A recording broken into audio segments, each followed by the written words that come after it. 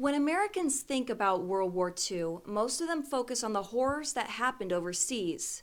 But it drastically changed America's home front as a government, a nation, and culture. And right now, as we're facing one of the greatest national struggles we've had to confront since World War II, historians say that taking a look back is our best bet for going forward. The mid-20th century saw a broken America. Americans had lived through war, disease, federal tyranny, domestic terrorism, organized crime groups, and to top it off, a depression that impoverished over 20% of the population in just 2 decades. Americans were as divided as ever when Pearl Harbor was attacked, an event that Penn State professor Jared Frederick says shocked us into unity. That sense of solidarity was something necessary not only for the sake of democracy itself, but the free world as people knew it at that time.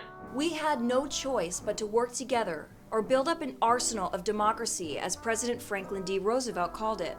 Within the year, our military skyrocketed in numbers as 1 in 10 Americans signed up for duty. In World War II, everybody went to war. I mean, everybody went to war. Everybody was fighting. Harry Kreis, a World War II veteran, recalls signing up at only age 17. We went down in May before we ever graduated. A whole bunch of us went to Altoona and signed up to get into service. And Americans who didn't go to fight helped from home. Mothers, children, and seniors all rushed to the factories to form assembly lines for wartime production. And phrases that promoted rationing and recycling were popularized. Although 1940s families were separated by the war, people on the home front could physically come together in ways that, of course, we currently can't. Citizens listened to experts.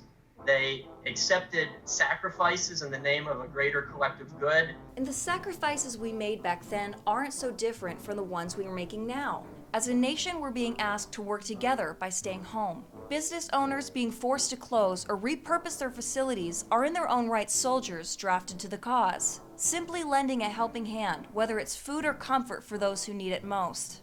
During World War II, the cause was clear. The fight was moral, and the enemy was human. It was evil. Now it's not so black and white. The enemy's invisible. It has no plan of action, and it doesn't discriminate when it chooses its victims. However, one thing remains the same. We're all fighting one thing together. Americans were hit very suddenly and very hard with a moral obligation to unify and make sacrifices for the Second World War. This war has crept up on us slowly. But like World War II, it has the potential to change life as we know it.